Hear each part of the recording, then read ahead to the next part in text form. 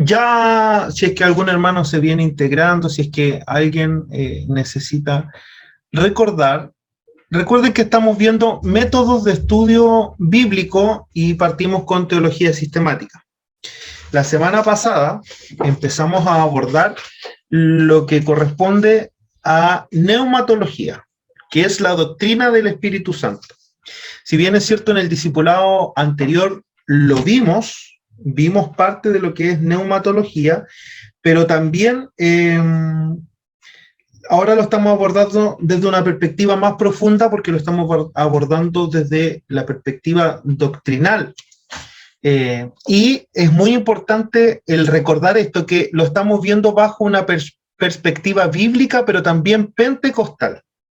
¿Por qué menciono que estamos viéndolo desde una perspectiva bíblica y pentecostal? Porque hay muchas teologías respecto a este tema. Y nosotros somos pentecostales, por lo tanto tenemos que verlo desde una perspectiva pentecostal.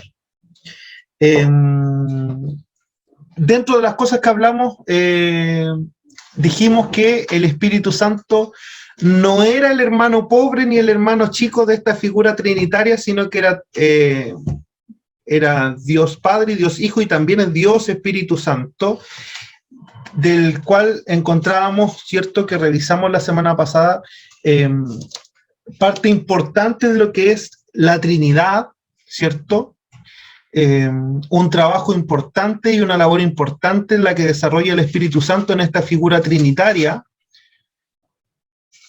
También recordamos la semana pasada y vimos la semana pasada las veces que aparecía el término de la palabra Espíritu Santo. Recordamos que en el Antiguo Testamento aparecen 388 veces y es conocido como el Roaj o Roach. También vimos que el Espíritu Santo aparece 378 veces en el Nuevo Testamento y que es conocido como Neuma. Por lo tanto, tiene una gran participación en lo que es lo escritural. Y aprendimos la semana pasada el tratamiento que se le da al Espíritu Santo, llamémoslo de esta manera, como deidad, ¿cierto? El Espíritu Santo lo presentamos como debemos conocerlo en este papel de Dios, ¿cierto? Tiene atributos de deidad, lo vimos la semana pasada. Se le atribuyen nombres divinos, recuerde que se le llama Dios, se le llama Señor, se le llama Consolador y se habla de él como si fuera Dios porque es Dios, ¿cierto? También al Espíritu Santo, ¿cierto? La semana pasada aprendimos que es el continuador de la obra de Cristo, de la obra salvadora de Cristo, y el Espíritu Santo aprendimos que hace obras personales. ¿Qué es lo que hace? Enseña, testifica, guía, convence, refrena al hombre, envía, realiza milagros, escoge e intercede. Vimos qué significaba esa palabra que intercede y qué es lo que era la intercesión y cuando se refería al Espíritu Santo el texto bíblico a esto. El Espíritu Santo como persona. También vimos los atributos de personalidad que tiene el Espíritu Santo. Tiene un tratamiento personal, por lo tanto el Espíritu Santo, recordemos que se le obedece, se le miente, se le resiste, se le contrista, se le reverencia, se le blasfema y se le menosprecia. Y también la semana pasada vimos que el Espíritu Santo tiene atributos de personalidad. O sea, lo tratamos como persona y también tenía atributos de personalidad. Tenía intelecto, tenía emociones y tenía voluntad. También la semana pasada vimos e iniciamos con lo que conocemos como la obra del Espíritu Santo. ¿Qué era la obra del Espíritu Santo? Era este proceso que había en el hombre, en donde primero, al igual que lo que vimos de Dios y de Jesús, el Espíritu Santo es creador. ¿Y cómo se manifiesta ese atributo de creador en el Espíritu Santo? A través del nuevo nacimiento. Vimos, ¿cierto?, esta figura del nuevo nacimiento que la aprendimos la semana pasada.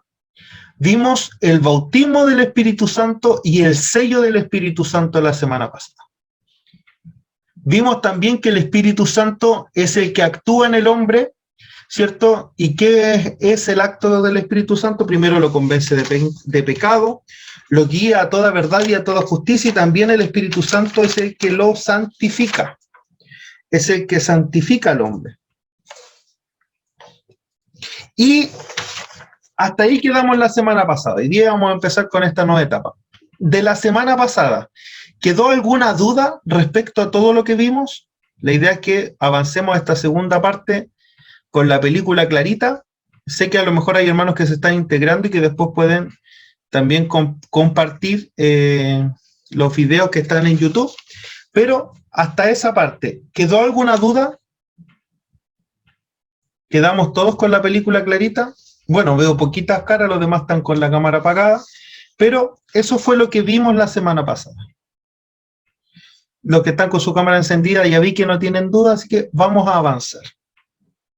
Hay algo que mencionamos la semana pasada y que es muy importante de que lo entendamos, de que el bautismo del Espíritu Santo y la llenura del Espíritu Santo no es lo mismo y que son términos que se confunden.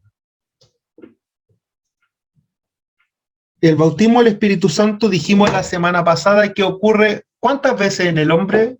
Por ejemplo, hermana Camila, ¿se acuerda usted? ¿Cuántas veces? Una sola vez, me hace con el dedito. Muy bien. El bautismo del Espíritu Santo dijimos que ocurría en esta obra, ¿cierto? Que es en este acto creador del Espíritu Santo, en donde hay un nuevo nacimiento, en donde el hombre nace del Espíritu, ¿cierto? Que no es algo carnal, es algo que viene de Dios. Dijimos que el nacimiento nuevo, ¿cierto? Venía de arriba, e inmediatamente el hombre era bautizado por el Espíritu Santo y también es sellado por el Espíritu Santo. Hermana Paula, ¿usted se acuerda cuál era el sello del Espíritu Santo? Ser hijos de Dios. Que somos llamados hijos de Dios. Había un verso bíblico que le dimos harto la semana pasada respecto a este proceso creador del Espíritu Santo, que lo voy a buscar acá, que lo leímos en la versión de Nueva Traducción Viviente. No sé si estará mi hermano Gamaliel por ahí para que me socorra con la Biblia Nueva Traducción Viviente. Sí, aquí estoy. ¿Se acuerda del versículo que vimos la semana pasada? Era Juan capítulo 1, versículo 17, creo. Búsquelo nomás y compartámoslo, para que entendamos ese proceso, ¿cierto?, creador del Espíritu Santo.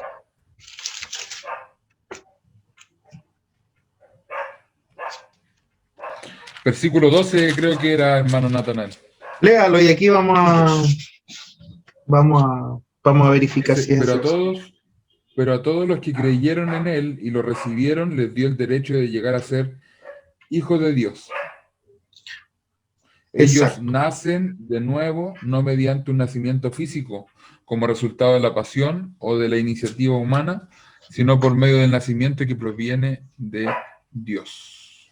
Correcto, entonces ese nacimiento de Dios, ¿cierto?, es el que a nosotros nos hace nacer de arriba, nos hace nacer de nuevo, ¿cierto? Y ese nuevo nacimiento es el que nos hace este cambio, ¿cierto?, de un hombre 100% carnal a tener el Espíritu Santo, y también nos da un sello que es el que nos hace ser llamados hijos de Dios.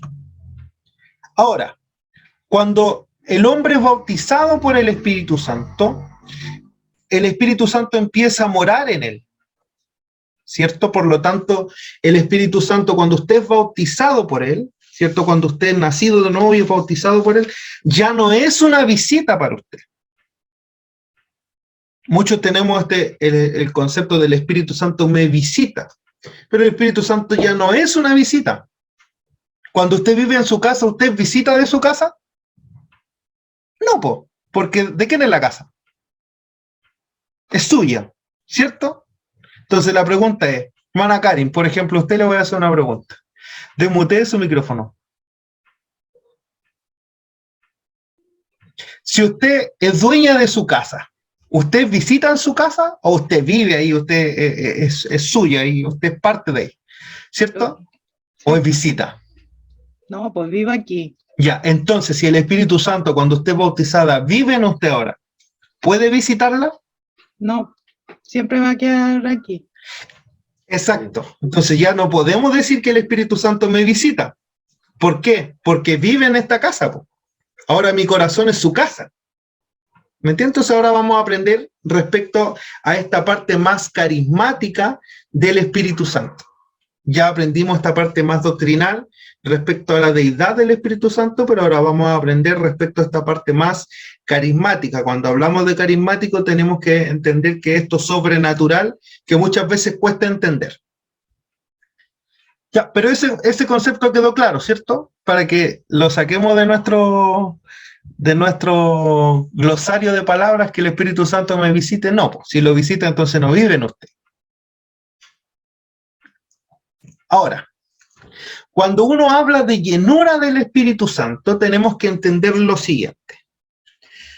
Hay que diferenciarlo del bautismo del Espíritu Santo, porque el bautismo del Espíritu Santo es único en la vida del hombre.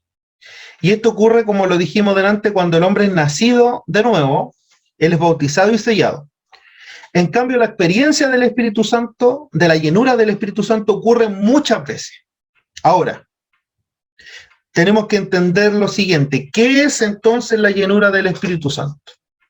Cuando hablamos de llenura, tenemos que entender lo que yo le explicaba recién. Alguien que no vive en usted, ¿cierto? Ese Espíritu Santo, si el Espíritu Santo vive en usted, ¿lo puede llenar si no está aquí en su casita? No. Por lo tanto, cuando alguien habla de llenura del Espíritu Santo, tiene que entender que el Espíritu Santo vive en usted. Y el Espíritu Santo me llena. Vamos a entender este concepto que le estoy explicando, que está en Romanos 8:9.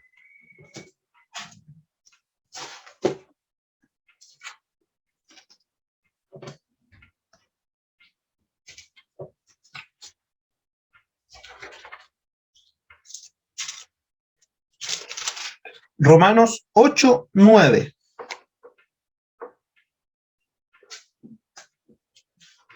Si alguien lo ha encontrado y puede compartir la lectura. Lo tengo. Léalo. Mas vosotros no vivís según la carne, sino según el Espíritu, si es que el Espíritu de Dios mora en vosotros. Y si alguno no tiene el Espíritu de Cristo, no es de él. Ya. Muchas gracias.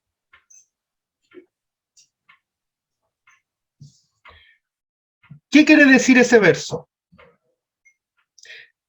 Si alguien no tiene el Espíritu, ¿cierto? No puede ser llenado por él. No puede ser lleno de Cristo. No puede ser lleno de Dios. Para que sea lleno de Dios, ¿qué es lo que tiene que tener? Tiene que tener a Cristo. Tiene que tener al Espíritu. No puede ser carne. Tiene que tener al Espíritu. Tiene que haber nacido de nuevo. Tiene que haber sido bautizado por el Espíritu y haber sido sellado por el Espíritu. Le quiero poner un ejemplo práctico. Estamos en una campaña evangelística, ¿cierto? Y hay mucha gente que se acerca, ¿cierto?, a ver a los hermanos cantar. Y hay mucha gente que se emociona. Muchos dicen, todos fueron llenos del Espíritu. No es así. Porque alguien que no tiene el Espíritu Santo no puede ser lleno de él. Primero tiene que ser bautizado por el Espíritu, nacido de nuevo y sellado por el Espíritu. Ahora, cuando la Biblia ocupa este concepto de llenura, ¿cierto? Ocupa esta palabra, y que lo ocupa en griego, que es el plero o pleroma, que significa llenar. ¿Ya? Y se ocupa este concepto griego en dos partes en la Biblia. Una en los evangelios y el otro lo ocupa el apóstol Pablo. El que ocupa el apóstol Pablo tiene que ver con el llenar los vacíos. Y el que se menciona en los evangelios tiene que ver con el viento que empuja un velero o un barco, como una fuerza que empuja. Frente a ese panorama de estos dos conceptos, tenemos dos enfoques respecto a la llenura del Espíritu Santo.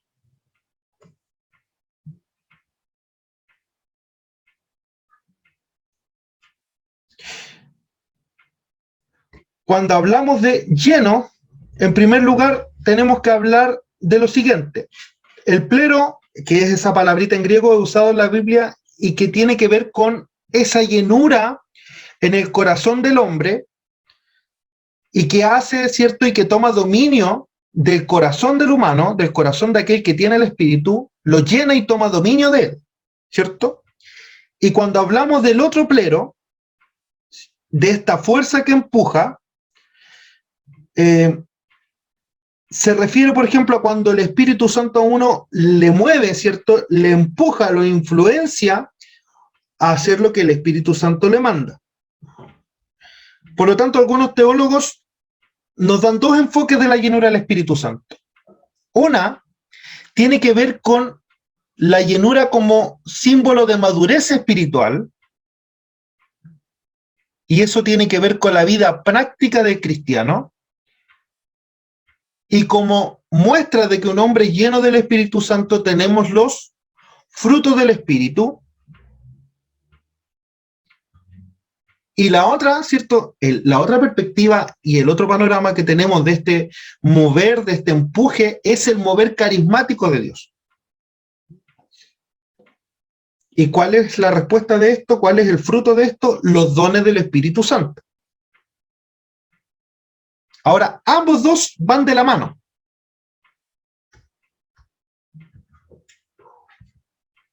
¿Por qué lo digo que van de la mano?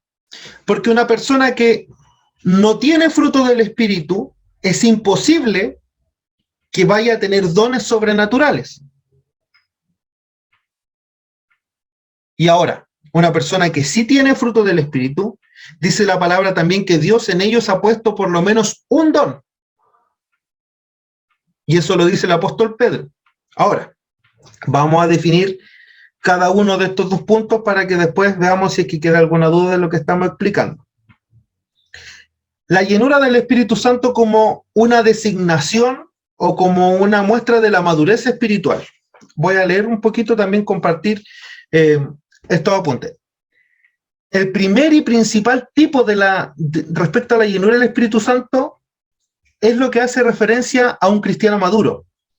Ejemplo, en Hechos 6:3 vemos cuando los apóstoles, permiso, voy a hacer todo en hermano. Vemos cuando los apóstoles escogieron a los primeros diáconos, instruyeron a los discípulos, ¿cierto? Para que fueran varones de buen testimonio, etcétera, etcétera. Y dice la palabra que fueron llenos del Espíritu Santo.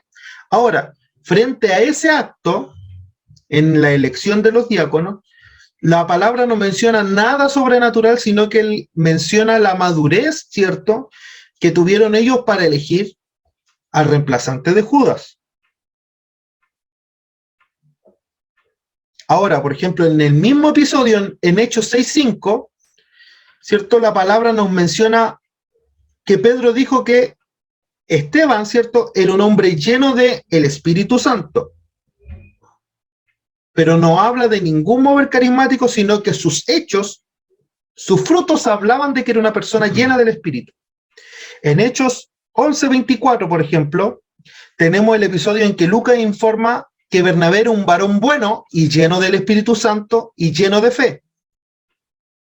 ¿Y qué hablaba de él que fuera así? Los frutos que él tenía. Por lo tanto, esta primera evidencia, ¿cierto?, de la llenura del Espíritu Santo que tiene que ver con la madurez espiritual, ¿cierto?, se revela ¿en qué? En los frutos. Ahora, vamos a este otro punto del mover carismático. Tenemos, por ejemplo, en el día del Pentecostés, los creyentes que fueron llenos del Espíritu Santo, en donde hablaban en lengua, ¿cierto?, en idiomas para que la gente escuchara el Evangelio, ¿cierto? Y ellos predicaban la palabra, ¿cierto? Y ellos, ocurrió este hecho que es sobrenatural. Permiso, voy a mutear el micrófono. Que es sobrenatural, en donde también nos habla de la llenura del Espíritu Santo. Ejemplo, Pedro y otros apóstoles fueron arrestados y detenidos durante la noche, eso sale en Hechos 4. Dice, y el próximo día los llevaron ante los líderes religiosos. Y Pedro, ¿qué sucede con Pedro? Dice Lucas ahí escribiendo en Hechos, que Pedro fue lleno del Espíritu Santo y les predicó la palabra. Por lo tanto, la predicación del Evangelio, ¿cierto? El empoderamiento de la predicación del Evangelio también es un hecho sobrenatural. Por ejemplo, vemos antes de Hechos, vemos, por ejemplo, cuando el padre de Juan el Bautista, Zacarías, profetizó, y dice Lucas 1:67 que él fue lleno del Espíritu Santo. Y esa habilidad que tuvo Zacarías para profetizar, ¿cierto? Fue un momento de llenura del Espíritu Santo. Ejemplo, cuando la mamá de Juan el Bautista, ¿cierto?, se junta con María, dice que ambas fueron llenas del Espíritu Santo y que incluso hasta sus bebés, por medio de sus madres, fueron llenos del Espíritu Santo.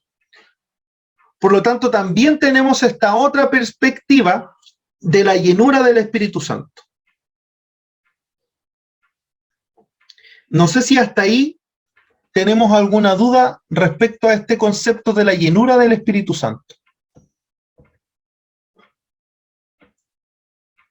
De estas dos perspectivas, la perspectiva de la madurez espiritual y la perspectiva carismática de la llenura.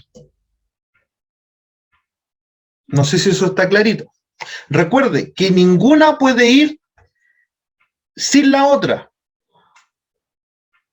Ambas tienen que ir de la mano. Ejemplo de esto, Pablo le enseña a los corintios que era una iglesia llena de dones sobrenaturales, llena de dones carismáticos, que tenían que perfeccionarse ¿en qué? En el amor. ¿Y qué es el amor? El don perfecto, el fruto perfecto del Espíritu. Por lo tanto, ¿qué le está queriendo decir? Oye, ustedes son llenos del poder de Dios, pero también tienen que ser cristianos maduros. ¿Me entienden? Entonces, ambos dos van de la mano. No puede una persona profetizarme siendo que tiene un testimonio por el suelo, no es una persona madura, no es una persona, ¿cierto?, que dé testimonio de Jesús, que tenga fruto del Espíritu, es una persona grosera, etcétera, etcétera, etcétera, etcétera, y el día domingo profetiza. No puede ser. Por lo tanto, una persona llena del Espíritu Santo, lo primero que me va a evidenciar a mí que tiene el Espíritu es que tiene los frutos del Espíritu. ¿Se entiende? Clarito. Estoy tratando de explicar lo más claro posible para que tengamos todos claridad respecto a esto. Y puede que a alguno le complique un poquito, pero la idea es que bíblicamente, ¿cierto?, nos vamos clarito con este tema. Ahora, dentro de esto, tengo que explicar lo siguiente. Cuando una persona es llena del Espíritu Santo en ambas perspectivas, el Espíritu Santo da poder para predicar el Evangelio. En ambas perspectivas.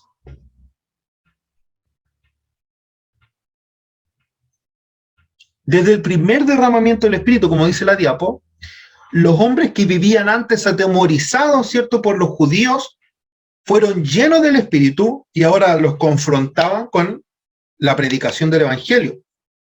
Fueron empoderados. Una persona que es madura en el Espíritu, ¿cierto?, que es madura como cristiana, que es madura espiritualmente, es una persona que tiene la palabra de Dios en su boca y que confronta, ¿cierto?, lo que es malo con la palabra. Por lo tanto, el Espíritu Santo, cuando lo llena en ambas perspectivas, ¿cierto?, lo empodera para predicar la palabra de Dios.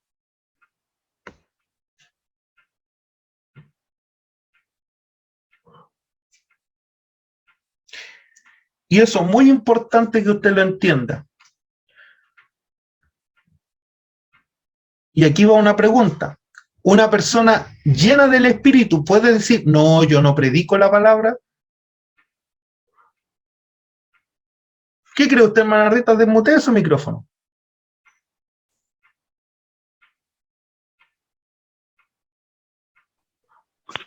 De alguna manera yo creo que uno podría negarse si vive en nuestras vidas, si está el Espíritu Santo, porque estaría negando, ¿no es cierto?, el Evangelio en sí todo. Desobediencia. Ya, muy bien muchas gracias, mi hermana Rita. Muy bien lo que dice usted. Mire, y ejemplo de esto quiero dar desde antes del Pentecostés. Cuando María se junta con la mamá de Juan el Bautista, ellas se dan una buena noticia. Se juntan, son llenas y ambas se dan una buena noticia. Ahora, cuando hablamos de la predicación del Evangelio, obviamente no me estoy refiriendo solamente al punto de predicación en la calle, sino que tiene que ver con la proclamación de esta buena noticia. ¿Cuál es la proclamación de esta buena noticia? De que Cristo es el Señor, de que Cristo cambia a la persona, de que Cristo transforma a la persona. Y eso yo lo demuestro hablándolo, pero también dando testimonio. ¿Y cuál es el testimonio de que Cristo ha hecho vida en mí? El fruto del Espíritu. Una persona a lo mejor puede tener pánico escénico, pero si tiene un testimonio impecable y en ella están, o en él están los frutos del Espíritu, está proclamando el Evangelio. Y ha sido empoderado, ¿cierto? ¿De qué? Del Espíritu Santo. ¿Me entiende?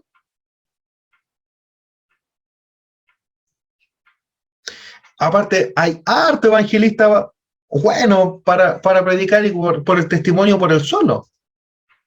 Entonces, la predicación del Evangelio no solo tiene que ver con lo que yo pueda decir, sino lo que hablan mis hechos, lo que hablan mis frutos. Y cuando yo tengo frutos de madurez espiritual, frutos del Espíritu, ahí Dios también me va a dotar ¿de qué? De cosas sobrenaturales que vienen por el Espíritu Santo. Entonces, entendamos este concepto. Cuando un hombre es lleno del Espíritu, el Señor le empodera para dar la buena noticia del Evangelio. Ahora, vamos a pasar a un punto que es muy importante que lo entendamos, que es parte de esto, que es la doctrina del Espíritu Santo, que son los dones del Espíritu Santo.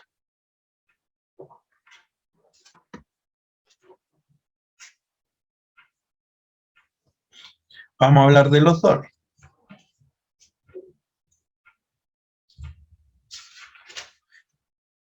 Como dijo un profesor por ahí, de repente los hermanos piensan que hablar de estos temas es meterse en la pata de los caballos, pero no.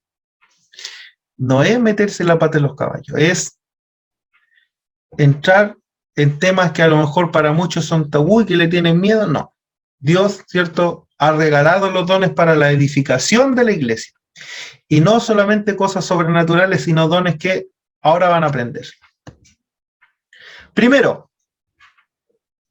¿qué dice la palabra? La palabra habla en muchas partes de los dones, pero ¿qué dice la palabra respecto a los dones del Espíritu Santo? Dice en Pedro: cada uno, según el don que ha recibido, ministre a otros como buenos administradores de la multiforme gracia de Dios. En Efesios 7, versículo 7 y versículo 8 dice: no obstante, el que nos ha dado a cada uno de nosotros un don, ¿cierto?, especial mediante la generosidad de Cristo. Por eso las Escrituras dicen: cuando ascendió a las alturas, se llevó a una multitud de cautivos y dio dones a su pueblo. ¿Qué significa don? El don, ¿cierto?, o los dones espirituales, es una palabra que viene del griego que dice carisma o carismata, y a la vez deriva de otra palabra, y que en realidad el significado, la etimología de ese yaris o carisma o yarismata significa gracia, un regalo. Por lo tanto, un don espiritual es la capacidad dada por Dios al creyente para el servicio de la iglesia como regalo. Son regalos que Dios da a la iglesia para su crecimiento, para su edificación. Ahora, frente a esto, tenemos una visión teológica que es la que nosotros debemos de combatir, que eso también la vimos en el discipulado anterior, que se le denomina el cesacionismo.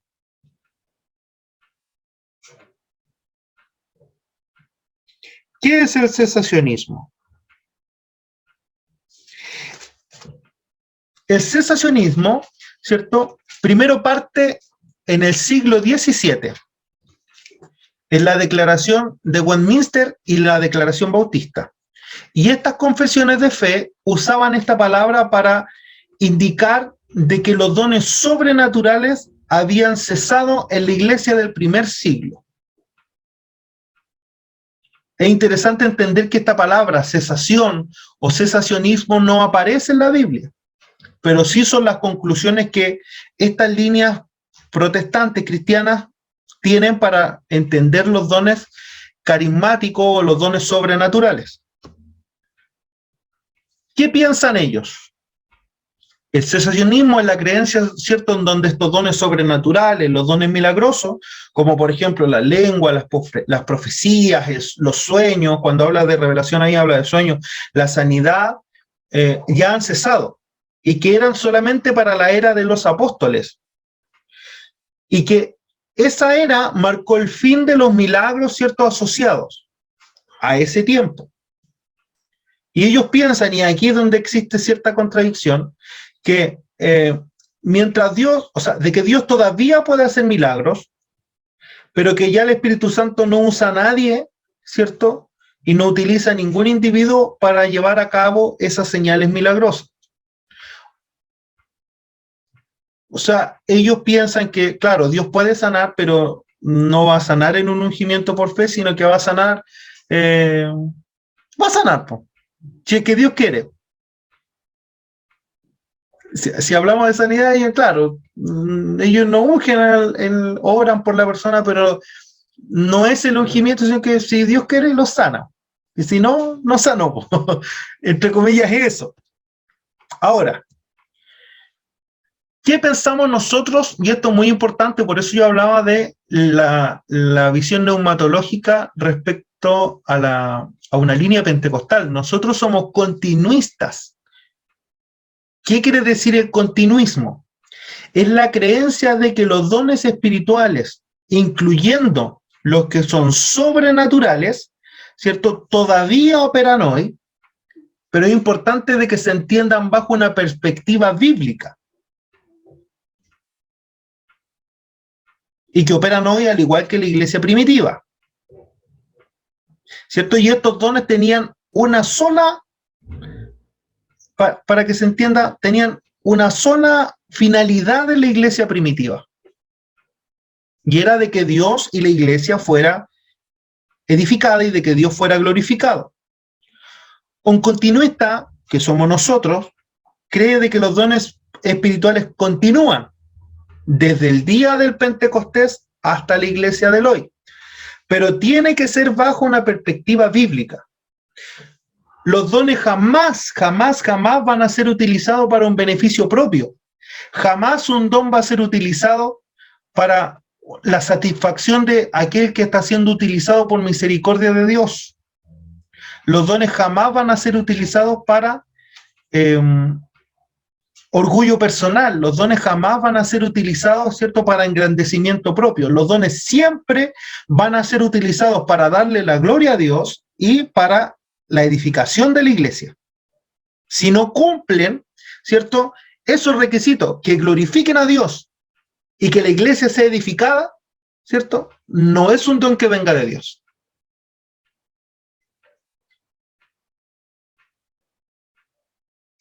Nosotros creemos en esto, pero tiene que ser bajo los lineamientos bíblicos.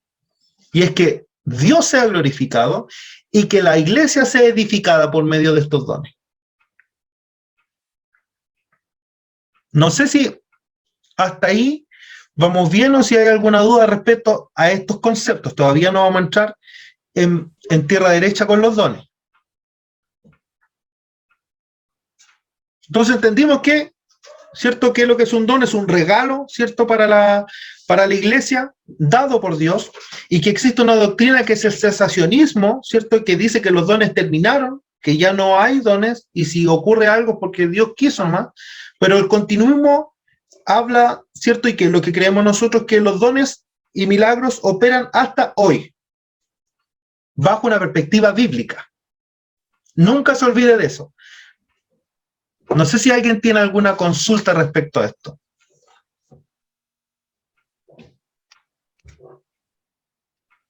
¿Estamos?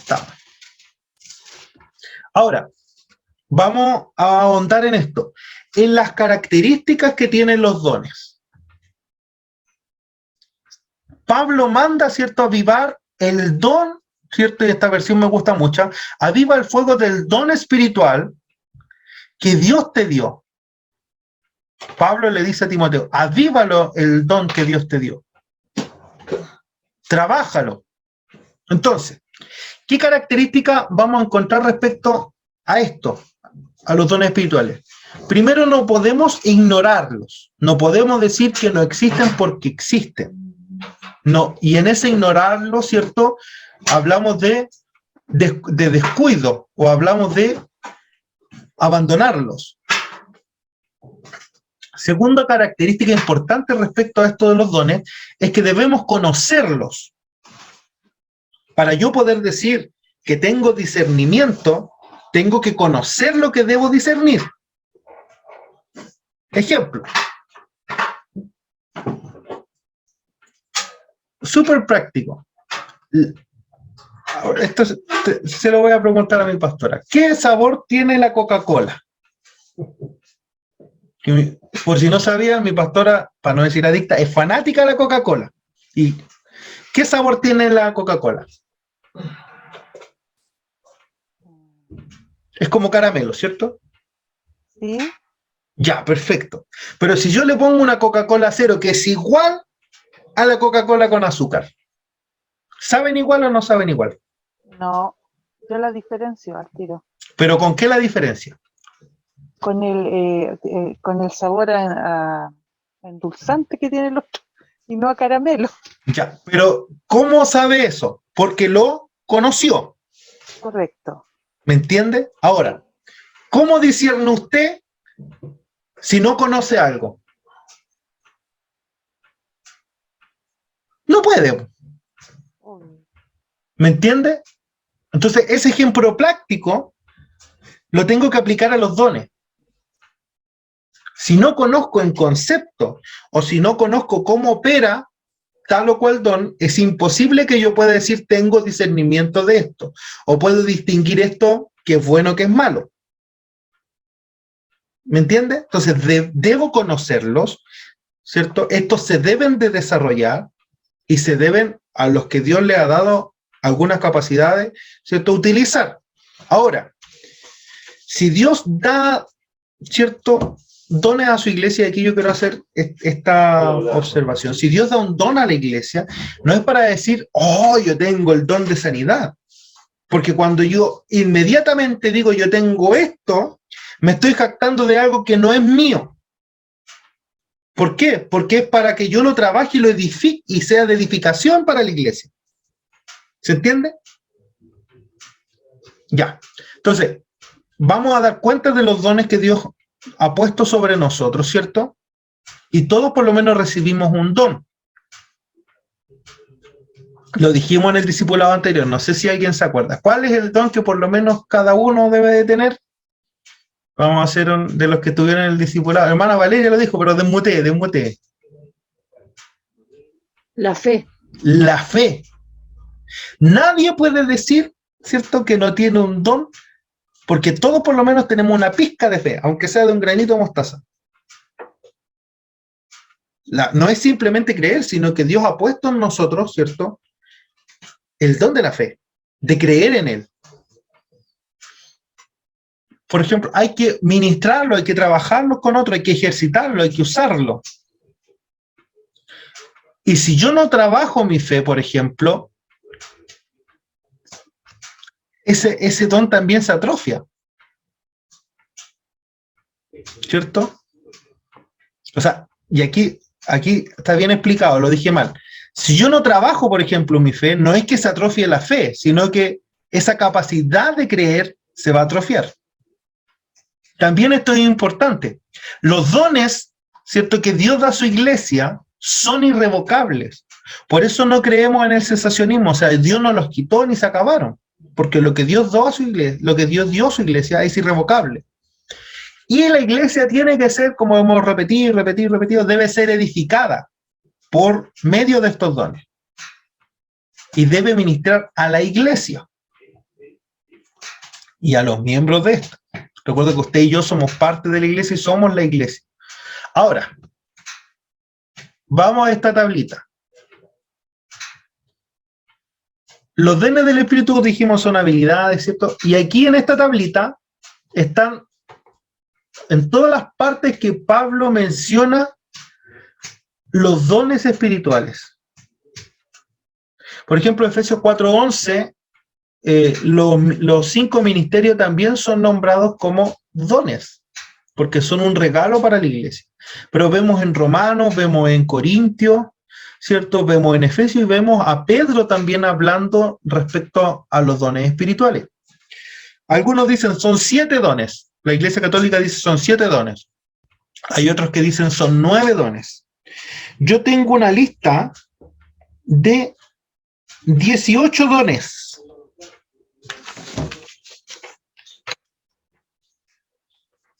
No son solo 7 o 9 dones, sino que son 18 dones.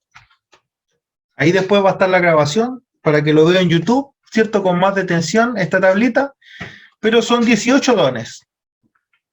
Y cada don, ¿cierto?, está inserto en una clasificación.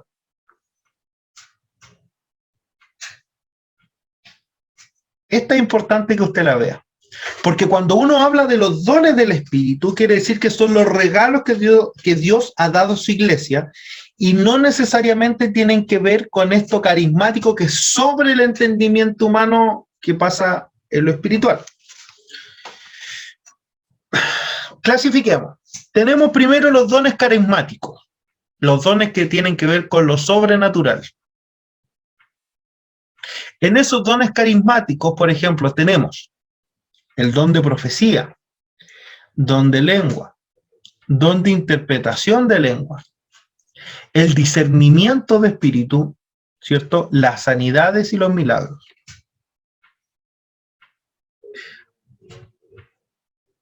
No vamos a analizar los 18. Después, si alguien quiere profundizar, puedo compartir material. Pero también existen los dones de servicio. Los dones que están ligados ¿a qué? A la ayuda.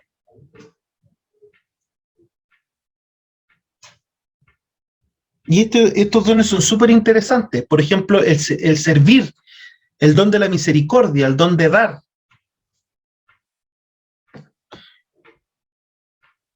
Yo siempre voy a poner de ejemplo, no sé si usted se acuerda del hermano David Salinas. El hermano tenía una capacidad de hacer el aseo en la iglesia que es envidiable. Envidiable porque él servía de esa manera, ¿cierto? Apoyaba de esa manera. Y lo que él tiene no lo tiene cualquiera. De sacar los chicles debajo de las bancas, de tirarse por arriba, hacer vuelta carnero entre la iglesia limpiando. Y esa capacidad de servir no la tiene cualquiera. No cualquiera tiene la capacidad de ser mano abierta siempre, y ese don de dar no lo tiene cualquiera. Uno da, ¿cierto? Porque tiene que, entre comillas, dar de gracia lo que por gracia ha recibido, pero también Dios ha bendecido hermanos, ¿cierto? Y da hermanos que son de mano abierta, y esa capacidad no la tiene cualquiera. Ahora, después, ¿cierto?, de los dones de servicio, tenemos los dones que se le llaman dones operacionales.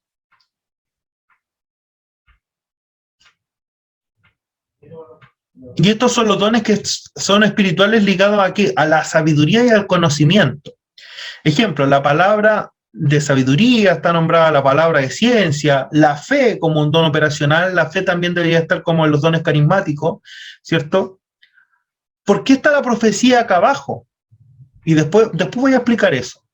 Vamos a andar en los dos dones que son más, entre comillas, que llaman a conflicto muchas veces en la iglesia, pero también la profecía como un don operacional y que está ligado a la sabiduría y conocimiento, el don de enseñar, no todos tienen la capacidad de enseñar, el don de exhortar, que es animar a otros, no todos tienen la capacidad de exhortar, ¿cierto? Y esto es algo que viene por medio del Espíritu Santo. El don de administrar o de liderar, ¿cierto? No todos tienen las capacidades, ¿cierto? Ni tienen dedos para el piano para liderar en una iglesia.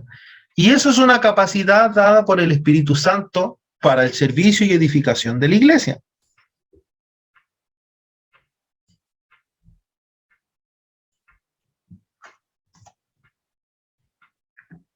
Ahora, Los dones ministeriales o los 5 ministerios, ¿cierto?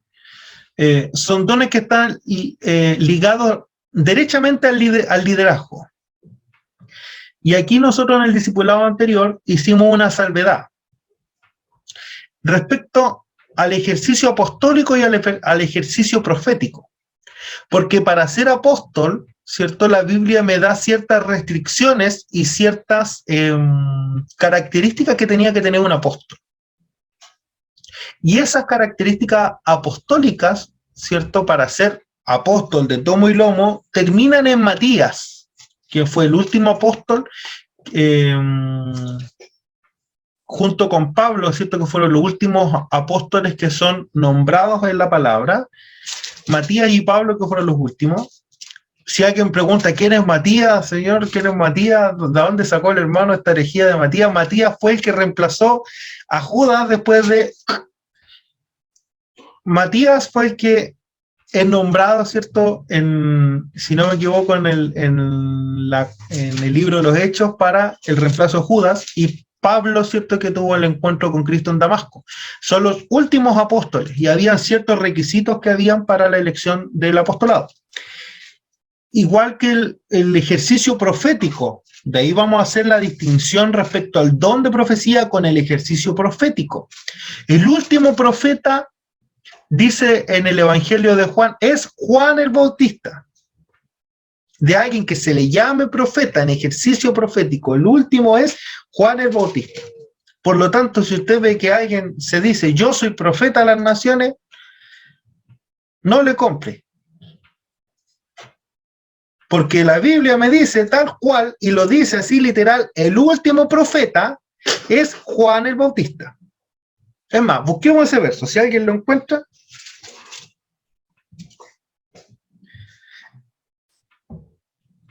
Búsquelo nomás. Si alguien lo encuentra, busquémoslo.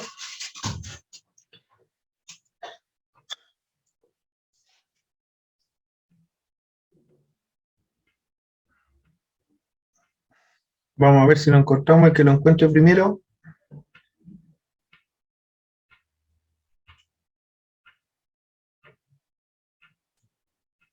Lucas 16:16, si alguien lo encuentra. Lucas 16:16.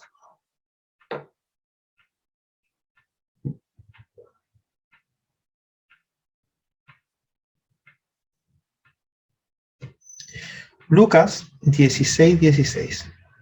Hermano Pablo, acabo de leer su WhatsApp y se lo voy a responder.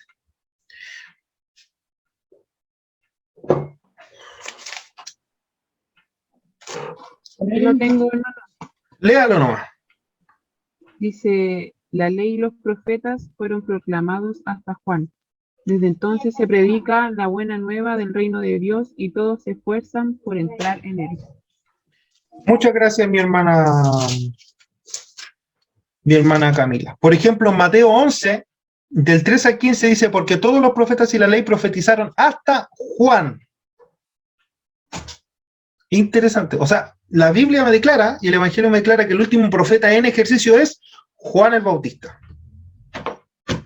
Pero, insisto lo mismo y lo mencioné adelante, hay que hacer la distinción en el ejercicio del profeta y el don de profecía. Y aquí tenemos ya los siguientes dones que siguen en vigencia, que es los evangelistas, pastores, maestros y los administradores, aquellos que administran.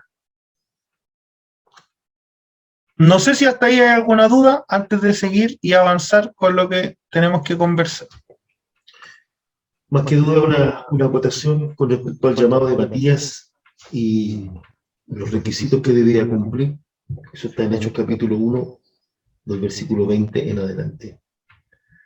Dice, porque está escrito en el libro de los Salmos, sea hecha desierta su habitación y no haya quien more en ella, ni tome otro oficio. Es necesario, pues, que de estos hombres que han estado juntos con nosotros todo el tiempo que el Señor Jesús entraba y salía entre nosotros, comenzando desde el bautismo de Juan hasta el día que de entre nosotros fue recibido arriba, uno se ha hecho testigo con nosotros de su resurrección, y señalaron a dos, José, llamado Barsabás, que tenía por sobrenombre Justo, y a Matías. Y orando dijeron: tú, Señor, que conoces los corazones de todos, muestra cuál de estos dos has escogido, para que tome la parte de este ministerio y apostolado, de que cayó Judas por transgresión para irse a su propio lugar. Y les echaron suertes, y la suerte cayó sobre Matías, y fue contado con los 11 apóstoles. Solo 11. Muchas gracias, mi pato. Mira, para que quede la película clarita respecto al ministerio apostólico. Esa es la elección de Matías. Y hay requisitos que se pedían, ¿cierto?, para que una persona fuera apóstol. Primero, debe haber sido instruido directamente por el Señor Jesucristo. O sea, si hay algún apóstol en el 2022, o viajó en el tiempo, o se teletransportó al estilo Goku, porque debía haber sido directamente instruido por Jesús. Ser testigo presencial, en el verso 22 del texto que leyó nuestro pastor, ser testigo presencial, ¿cierto?, de la muerte y resurrección de Cristo. Y eso es lo mismo que subraya Pablo. Debería haber sido testigo, ¿cierto?, del ministerio de Cristo. Y debía haber representado autoridad en la iglesia de Cristo. O sea, no podía ser cualquier persona, sino que debía ser una persona de autoridad en la iglesia. Incluso, si usted recuerda, Pablo se considera como el apóstol abortivo. Él no se consideraba un apóstol de tomo y lomo. Él se consideraba como el abortivo. Entonces, esos eran los requisitos que habla el texto del apostolado. No sé si hasta por ahí hay alguna duda en esta distinción de los dones. Estamos recién separando los dones y distinguiéndolos.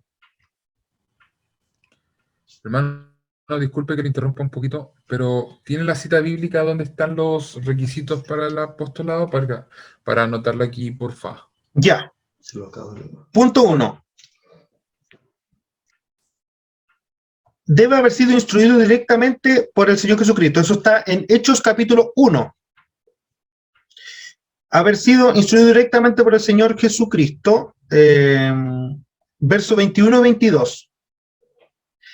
Ser testigo presencial de la muerte y resurrección de Cristo, eso en el mismo verso 22 se infiere. También se menciona en Hechos 5, 29 al 32, y también se menciona en Hechos 10, 37 al 42. También Pablo lo nombra en Hechos 9, 27. Ahora, tiene que entender que eso uno lo tiene que interpretar, porque en ninguna parte del texto va a aparecer estos son los requisitos de tanto, tanto, tanto. Se tiene que interpretar de esa manera. Y ahí estarían los versos que nos dirían de esta distinción que tenían los apóstoles. Mi hermano Francisco está con la manito levantada. Sí, me gustaría saber si existe alguna explicación clara de por qué el apóstol Pablo se hacía llamar abortivo. No entiendo bien el concepto de dónde surge esa. Entiendo bien que él es posterior y que, claro, su encuentro con el Señor fue cuando iba camino a Damasco. O sea, claro, no estuvo dentro del grupo de todos los demás, pero el concepto específicamente es abortivo. Gracias.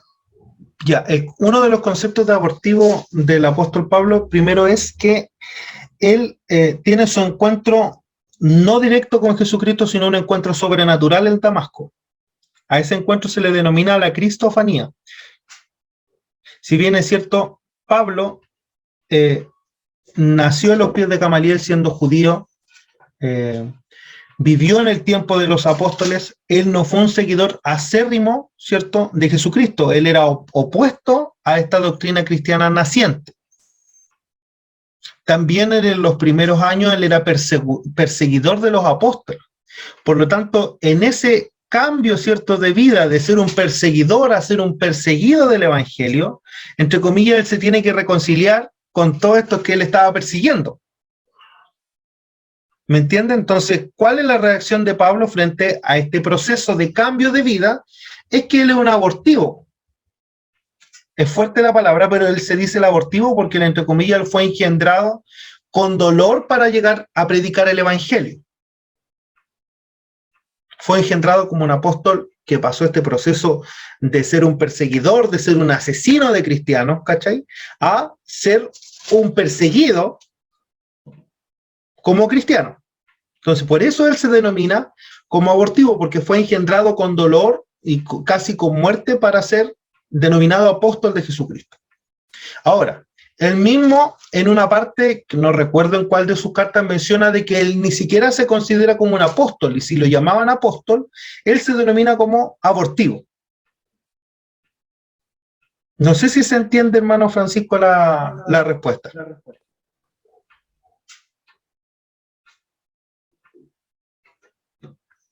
No sé si alguien más tiene dudas respecto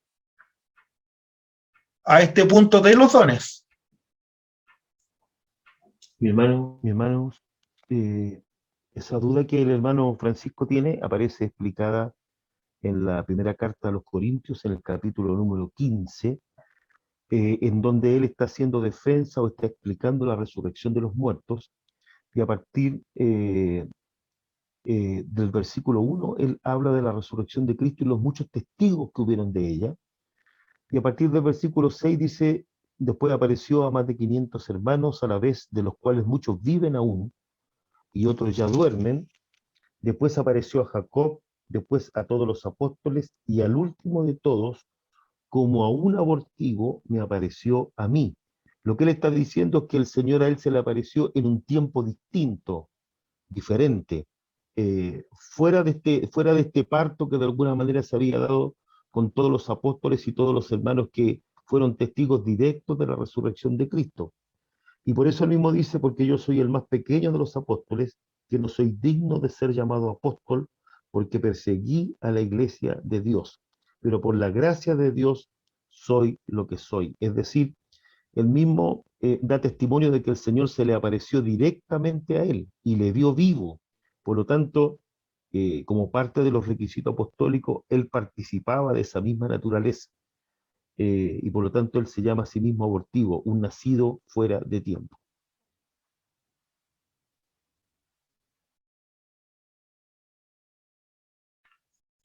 Muchas gracias a nuestro pastor. Hermano Jonathan, al tiro le voy a dar la palabra. Para aportar con esos datos también tiene que entender lo siguiente, que a lo mejor esto le va a interesar.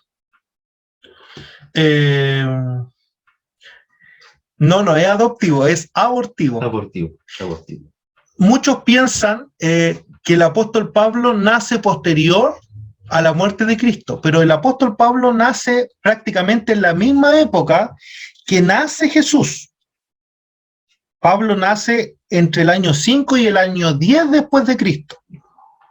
Por lo tanto, Pablo era conocedor, ¿cierto?, de la predicación del evangelio, porque él se criaba a los pies de Gamaliel, un judío acérrimo, fariseo, a full, a morir, Power Ranger de los fariseos. Y el tema es que ellos lo perseguían, pero ellos eran testigos de lo que pasaba con la predicación del evangelio. Por lo tanto, Pablo, entre comillas, vio lo que pasó ahí. Y el llamamiento de Pablo, ¿cierto?, ocurre después en esta aparición en Damasco. No, mi hermano Jonathan, para que de ahí sigamos avanzando con él, con lo que nos resta de estos temas que están bien interesantes. Buenas noches, mi hermano Natanael. Buenas noches a todos mis hermanos. Mire, con respecto a lo que dijo delante, con la llenura del Espíritu Santo, ¿no es cierto?, que es lo que empuja, ¿no es cierto?, es como la fuerza que empuja al que tiene el Espíritu Santo que habita en él, ¿no es cierto? ¿Estoy bien? ¿Estoy bien ahí? Ya. Entonces, desde que soy, como se dice, novato, de que conocimos a Cristo, muchas veces escuché llamarle a la persona, ¿no es cierto?, que en este caso era lleno del Espíritu y profetizaba dentro de la iglesia, ¿ya? Crecí escuchando decir, llamarle profeta. Entonces, entiendo ahora con lo que usted me está explicando, con lo que usted nos está enseñando, ¿no es cierto?, que la profecía, ¿no es cierto?, es parte de la llenura del Espíritu, que es parte de la llenura del Espíritu. Entonces, ¿quién, no es cierto?, debido a esto profetiza, no significa que éste sea un profeta, ¿verdad? Lo entendió todo, mi hermano Jonathan. Ejemplo, una persona que Dios le da la bendición, ¿cierto?, de ungir a un enfermo, y ese enfermo sana, ¿le podemos llamar un sanador? No. Es lo mismo que No, pasa con el don de profecía. Porque también he escuchado hablar y decirle profeta a los pastores. Claro, ahí también de repente se cae en un error. ¿Me entiendes? Porque, a ver. Ya, Entiendo, por ejemplo. Es que ahora vamos a entrar a eso. Justamente vamos a revisar ese don. Para que lo hablemos con mayor claridad. Lo voy a explicar desde el principio. Pero esa es la duda que tengo, o que tenía. Claro, no, mire, una persona primero, para que repasemos el tema de la llenura del Espíritu Santo, primero una persona que llena del Espíritu, lo primero que tiene que darme son dones de, son frutos en su vida práctica. Primero es el fruto del Espíritu. Exactamente. ¿Cierto? Eso yo lo entiendo. Y eso después me va a dar, Dios me regala cosas. Y ahí se produce el mover carismático, en donde están todos los dones del Espíritu. ¿Cierto? Una persona sin la primera parte no puede funcionar sin la segunda. Ahora, justamente lo que decía usted, una persona que sana enfermos no puede ser llamado un sanador, sino que Dios lo utiliza para que ese don se haga efectivo para la edificación del cuerpo de Cristo. ¿Cierto? Y al igual que el don de profecía, que tiene ciertas características bíblicas, una persona que es utilizada en este don no puede ser llamada profeta, porque el último profeta, lo que me dice la Biblia, fue Juan el Bautista. Y al igual que el apóstol, el último apóstol fue el apóstol Pablo y el apóstol Matías. Pero, ¿cuál era el espíritu apostólico? Que predicaran el evangelio. Por lo tanto, usted y yo tenemos el mandato apostólico de predicar la palabra de Dios. Y esa es la descripción del don del apóstol, que es que prediquemos el evangelio. Pero si usted predica la palabra, no puede ser llamado apóstol. Claro, eso no me hace un apóstol. Claro, pero en usted está depositado ese don de la predicación del evangelio. Claro. ¿Me entiende? Ya, vamos a avanzar ahora porque igual estamos un poquito justo en la hora, pero quiero terminar el tema de la neumatología. Definimos hasta aquí. ¿Dudas en la clasificación de los dones? Perfecto. Ahora, esto es muy importante que usted lo entienda. La hermana no tiene el don de la guitarra ni el don de la mandolina. El hermano no tiene el don del canto, ni el don del piano, ¿cierto? Ni tiene el don de la ofrenda. Y la hermana tiene el don de pasar la ofrenda. Ese no es un don. Puede que sea el don de servicio y que se esté ocupando en esa actividad, pero no es un don. Por eso tenemos que aprender a diferenciar qué es lo que es un talento y qué es lo que es un don. El don viene de Dios, ¿cierto? Y los talentos naturales vienen de Dios, pero por los padres. El don, ¿cierto?, es depositado en aquel que es llamado hijo de Dios. Y el talento viene a través de los padres, entre comillas, naturales. Ambos vienen en el nacimiento, pero el espiritual viene del nacimiento físico, el don espiritual, y el talento viene de el nacimiento físico. El talento es para la gloria de Dios y para la edificación de la humanidad en general. En cambio, el don es para la gloria de Dios y para la edificación de la iglesia. Ahora estos dones tienen que trabajarse, se deben de desarrollar, y al igual que el talento. Un talento sin ejercicio se atrofia. Ambos dos se usan en amor y todo cristiano, como dijimos delante, tiene por lo menos un don, y los talentos naturales, por lo menos toda la humanidad debiese tener algún talento, sea creyente o no. Así que esa es la diferencia entre el don y el talento. Ahora, el talento se puede transformar en don, ¿en qué momento? Porque sucede cuando yo mi talento lo presto para el servicio de la obra. Pero no es que sea el don de la mandolina o el don de la guitarra, sino que es el don de servicio operando en mí, porque estoy sirviendo para el reino de Dios. ¿Me entienden? No es el don de la guitarra ni la mandolina, sino que yo con mi talento estoy sirviendo. El ejemplo, el hermano Francisco tiene un talento natural que es para tocar guitarra, en donde él lo trabaja, y si no lo trabaja, ese talento se atrofia. Ahora, ¿en qué momento ese talento se transforma en un don? En cuando él lo pone al servicio de la obra. Ejemplo, la hermana Rita hace pasteles muy ricos, hace pay muy rico, hace cosas dulces que le quedan muy buenas. Esa habilidad, ese talento natural, ¿en qué momento se transforma en un don, hermana Rita? Esa habilidad que usted tiene para cocinar esas cosas que le quedan muy buenas. Creo que cuando hay un deseo profundo de servir a la obra del Señor. Correcto.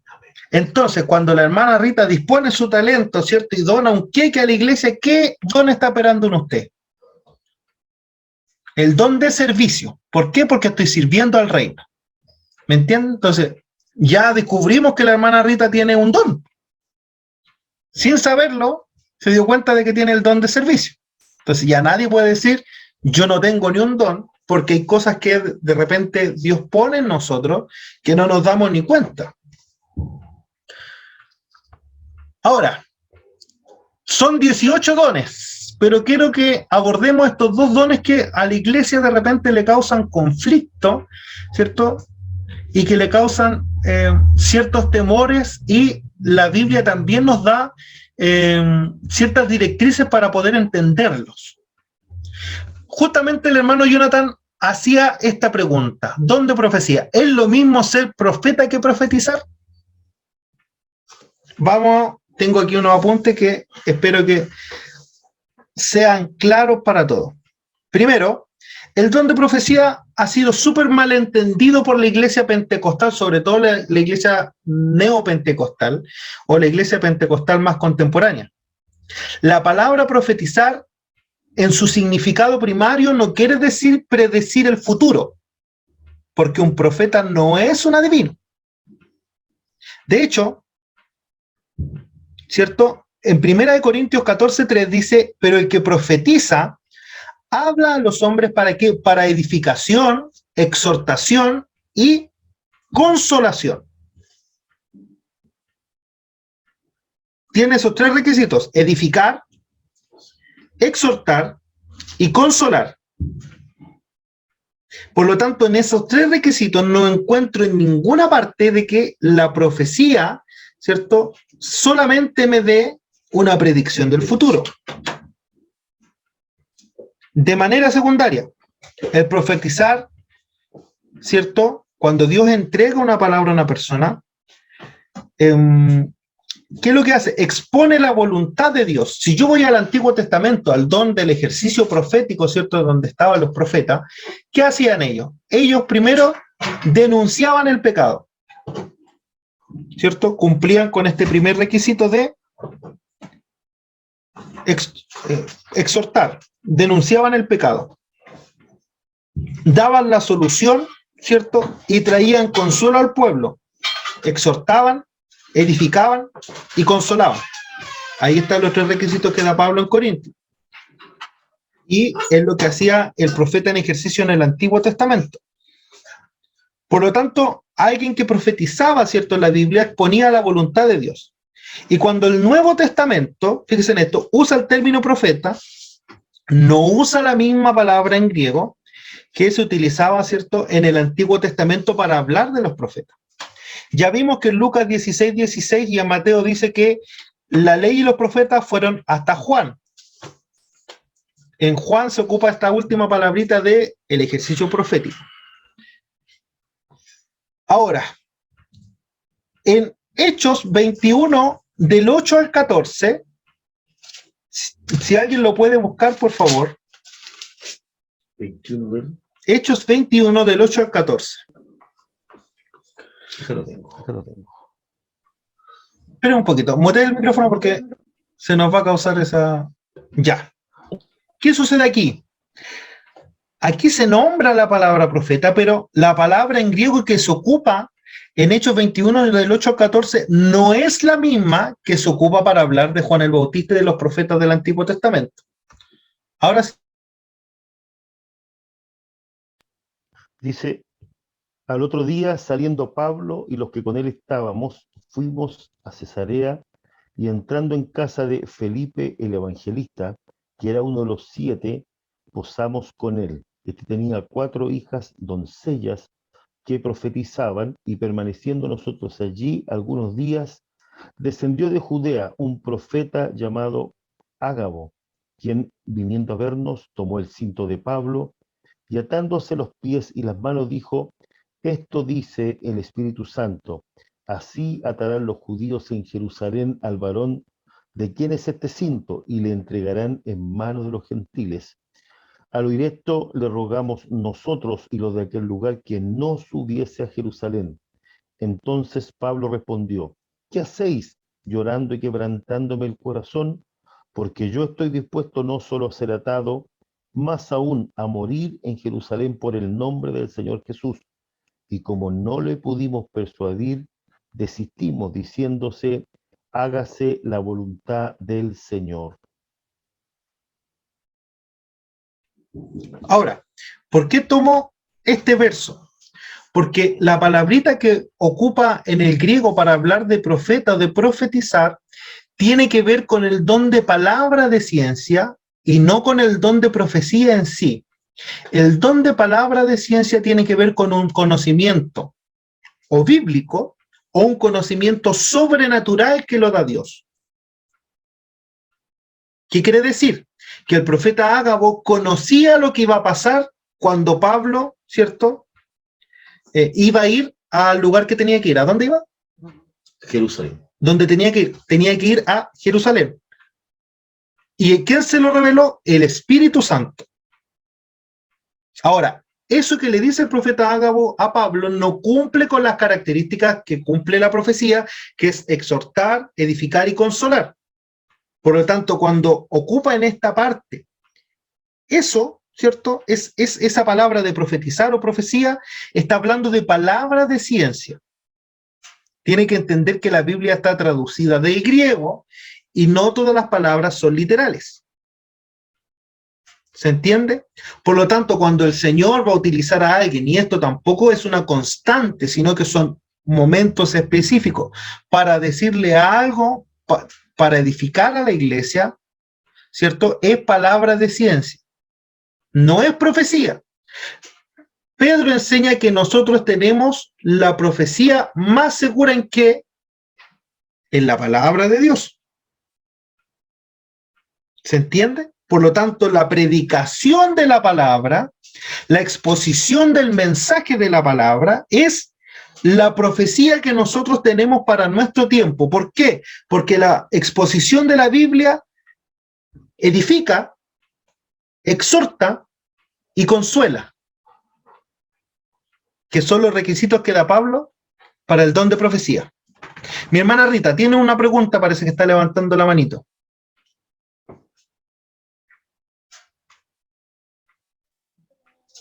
Mi pregunta es, ¿por qué las hijas del varón dueño de casa no fueron usadas para profetizar a Pablo? Porque Dios utilizó a Ágabo, que era el padre de las hijas. Ellas ejercían este don que tenían, ¿cierto? Pero el que Dios utiliza ahí es a Ágabo. Ellas ejercían, ¿cierto? Ellas ejercían este don, ¿cierto? Pero aquí el que Dios utiliza es al que se menciona como profeta Ágabo. ¿Me entiende? Ahora, ¿por qué tomé este verso? Y por eso quiero que usted lo entienda bien. Cuando se encuentre después de Juan el Bautista con partes que digan profeta, no está hablando del profeta en ejercicio, como lo era en el Antiguo Testamento y como lo que menciona Juan el Bautista, sino que está hablando de estas personas que Dios utilizaba con palabras de conocimiento, palabras de ciencia. No sé si se entiende el concepto. Ahora, hay otra particularidad que pasa con Pablo ahí, el profeta Ágabo, es que él no recibe la profecía al 100%, sino que dice que su corazón se angustió. Y Pablo enseña en Corintios que se debe de pesar lo que a mí se me dice. Las profecías, ¿cierto? Este don de hablar, de palabras de ciencia, ¿cierto? Se debe de pesar. Se debe de pesar, se debe de cuestionar. No puedo, ¿cierto?, recibir todo lo que me dicen. Ejemplo, se levanta un profeta en la iglesia y le viene a hablar a una mujer casada. Dice el Señor que usted va a ser mi esposa. Y la mujer está casada. Si yo recibo todo, ¿cierto?, ¿usted cree que Dios va a venir a destruir matrimonios? La respuesta es no. ¿Me entiende? Entonces yo no puedo recibir todo lo que a mí me dicen. Yo tengo que pesar la profecía, pesar las palabras que a mí me están diciendo. Y es lo mismo que hace Pablo con lo que le dijo a Ágabo. No sé si entiende respecto a este don que se menciona en la Biblia como don de profecía.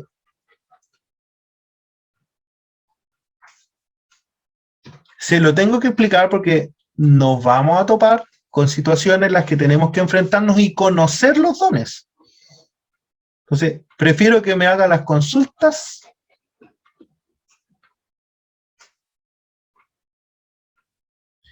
Entonces, definamos bien.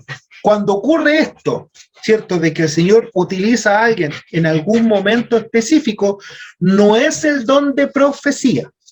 ¿Qué es lo que es? Es palabra de ciencia o conocimiento espiritual que Dios le revela al hombre para entregarle ¿qué? Un mensaje que no se puede contradecir con la palabra de Dios.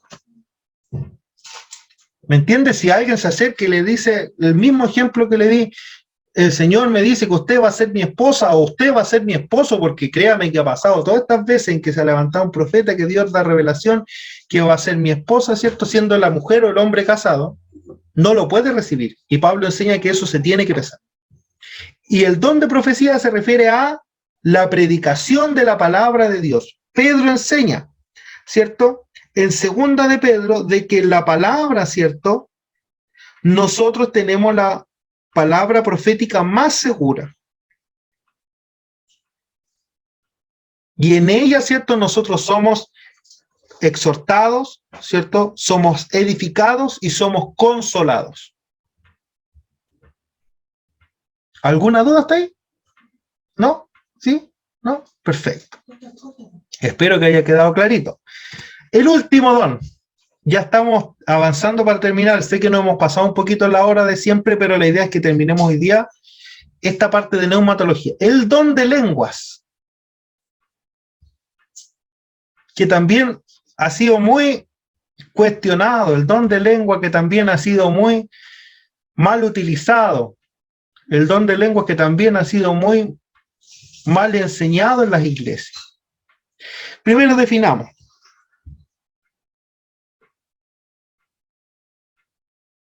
¿Qué es lo que es el don de lenguas?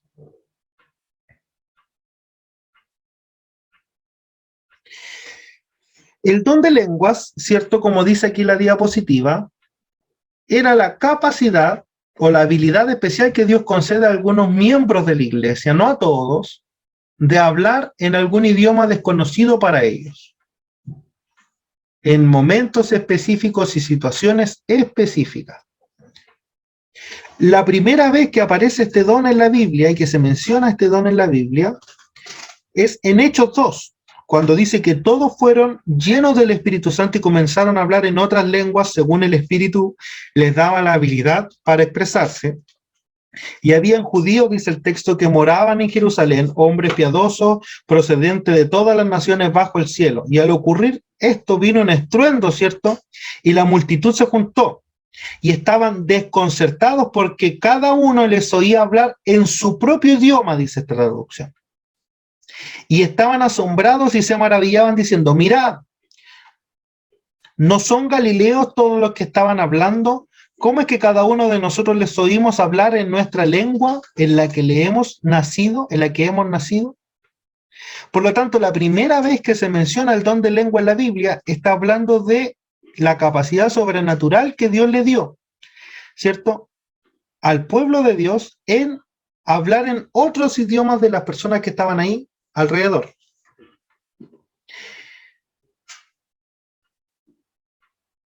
Ahora, la segunda parte en donde se menciona el don de lenguas, ¿cierto?, que es diferente al que es mencionado en Hechos, está en Primera de Corintios.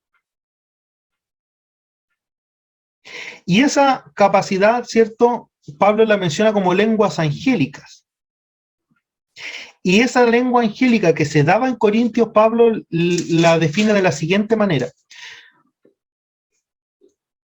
Dice en 1 Corintios 14:2, porque el que habla en lengua no habla a los hombres sino a Dios, pues nadie lo entiende. Y si nadie lo entiende, entonces debemos entender que esta lengua no es humana. Y si solamente le habla a Dios, creemos que esta lengua angelical es solamente entendida por Dios. 1 Corintios 14:4.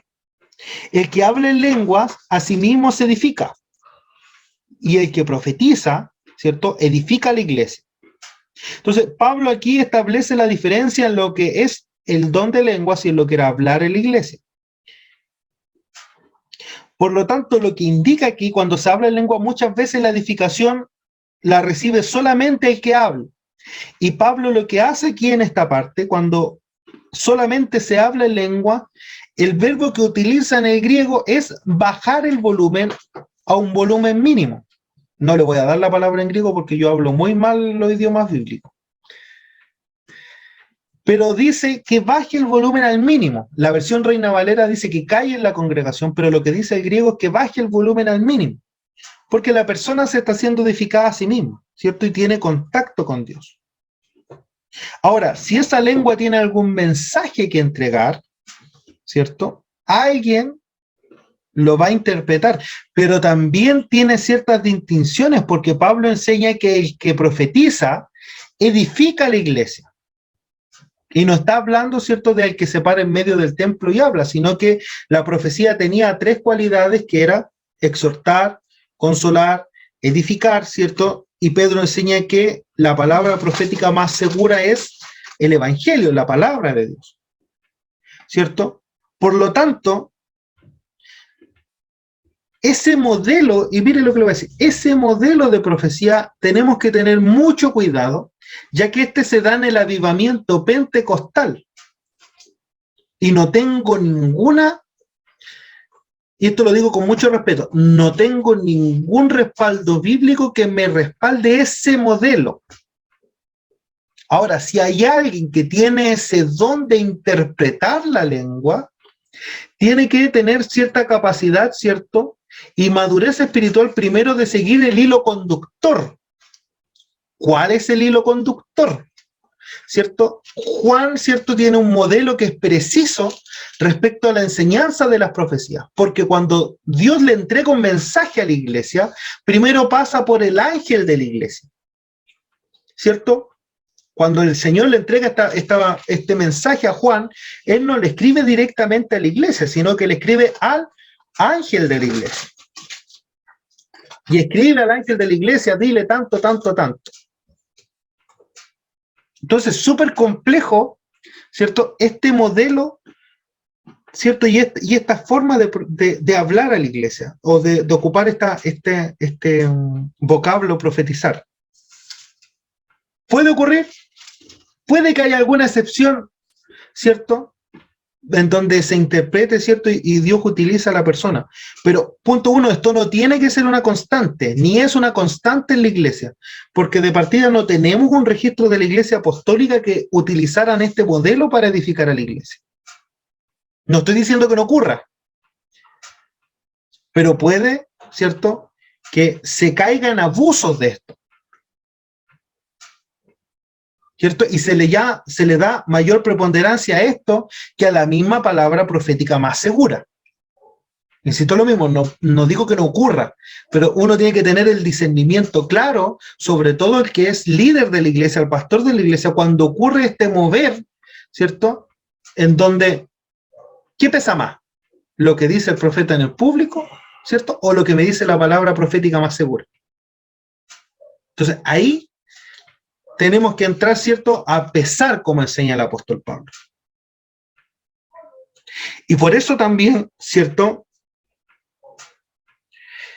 Pablo enseña de que es mejor profetizar y escuchar la palabra profética, que es más segura, como lo enseña Pedro, a este mover carismático, ¿cierto?, que pueda suceder en la iglesia. Termino con lo siguiente respecto a esto. No quiere decir que en algún momento no ocurra, pero la Biblia me establece un orden para que esto ocurra, ¿cierto? Y primero, para entregar, ¿cierto?, algún mensaje, tiene que pasar por el ángel de la iglesia, porque así es el modelo que Dios por lo menos utiliza con Juan. Y es lo que Dios establece también en la iglesia de Corintios para que todo este mover carismático ocurra en orden. No sé si hasta ahí tenemos alguna duda con este tema.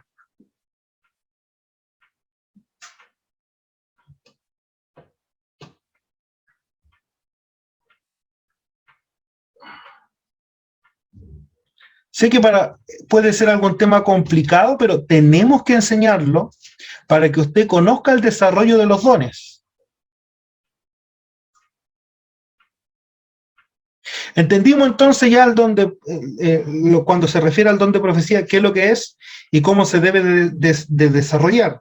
Entendimos que el don de lengua, ¿cierto?, es un don que es sobrenatural, ¿cierto?, que es dado por Dios para hablar algún idioma, ¿cierto?, o esta lengua angélica, y que tiene forma, ¿cierto?, de desarrollarse en la iglesia. Por ejemplo, un testimonio del don de lenguas que lo cuenta Mr. Hoover y que está escrito, ¿cierto?, en uno de los libros del avivamiento pentecostal, es que una señorita en su iglesia, cuando empezó el mover del Espíritu Santo en el 1909 en la iglesia pentecostal en Chile, empieza a hablar en un idioma extraño que nadie entendía y que tampoco sonaba como esta lengua, ¿cierto?, angélica que se conoce, y hablaba en lengua, hasta que le hicieron callar. La bajaron, ¿cierto?, le hicieron callar. Pero el domingo siguiente, Mr. Hoover cuenta que llega una mujer extranjera a la iglesia, que era una mujer griega. Y esta mujer griega dice que había una señorita que le llamaba de dentro de la iglesia y que le decía que se arrepintiera y que volviera al evangelio, etcétera, etcétera.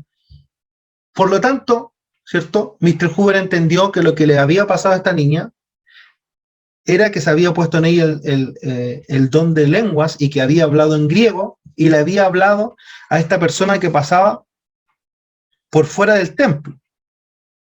Por lo tanto, estos dones se desarrollan en la iglesia, ¿cierto?, ocurren en la iglesia, pero tienen ciertas restricciones y tenemos que tener cuidado, discernimiento y también tener ojo también en no contristar al Espíritu Santo respecto al mover de Dios, porque yo tampoco puedo ser drástico y decir no hay más movimiento espiritual en la iglesia, porque Dios lo dejó y lo dio para la edificación del cuerpo de Cristo. ¿Me entiende? Entonces tenemos que aprenderlo para saber discernir, tenemos que aprenderlo, ¿cierto?, para saber cómo opera, y tenemos que aprenderlo para, ¿cierto?, distinguir, ¿cierto?, de lo que es de Dios y lo que no es de Dios. Ahora, en este caso, dígame. En este caso, hermano Natanael, estamos hablando de lo que se está dando, hagamos el ejercicio. Se da el don de la lengua, ¿no es cierto? El Espíritu habla a través de una persona en lengua, ¿no es cierto? pero aquí en este momento, ¿no es cierto?, no pasa por el ángel de la iglesia, sino que es algo directamente que está sucediendo en el momento, ¿verdad? Mire, le quiero dar dos ejemplos. Estamos en un mover de Dios y una persona empieza a hablar en lengua. Dice Pablo y enseña que ningún don, ¿cierto?, puede traer a confusión a la iglesia. Por lo tanto, aquel que habla en lenguas tiene que edificarse a sí mismo, ¿cierto? Se edifica a sí mismo. Entonces, en el caso de que haya interpretación. Es que por eso uno tiene que tener discernimiento en eso, porque si va a haber una interpretación o si Dios va a utilizar, ¿cierto?, a alguien para hablar en ese método espiritual, ¿por dónde pasa primero para que esto suceda? ¿Por quién tiene que pasar primero? ¿Quién tiene que estar ojo al charqui? Obviamente que en ese momento estamos todos atentos y el pastor tiene que estar atento. ¿Quién es el primero, cierto, que debe dar el visado a que eso ocurra? Claro, pero en este aspecto, ¿cómo lo hace? ¿En qué sentido, mi hermano? Por ejemplo, se da, ¿no es cierto?, se manifiesta el don de lengua, ¿no es cierto? Sí. Y en ese mismo instante se manifiesta la interpretación de la lengua, que es por otro instrumento, ¿no es cierto?, que Dios utiliza. Ya, perfecto. Ahí estamos bien, ¿no es cierto? Hasta estamos claros. Ya, pero ¿en qué momento el pastor... ¿Sí? Mira, es que ahí yo tengo que hacer una distinción. Puede haber un momento de profecía, si ya me ha sido entregada la palabra profética más segura.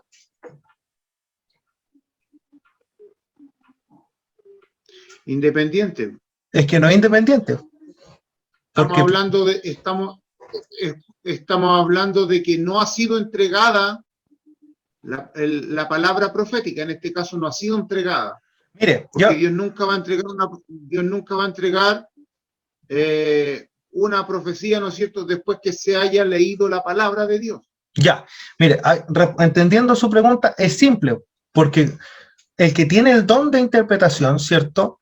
Y de ahí vamos a pasar ya al último punto, que es, por ejemplo, respecto a lo que es los trans y todas esas cosas. Aquel que tiene el don de interpretación, ¿cierto?, tiene que ser ordenado en decir, acercarse al pastor, mi pastor, yo tengo la interpretación de lo que la persona está hablando.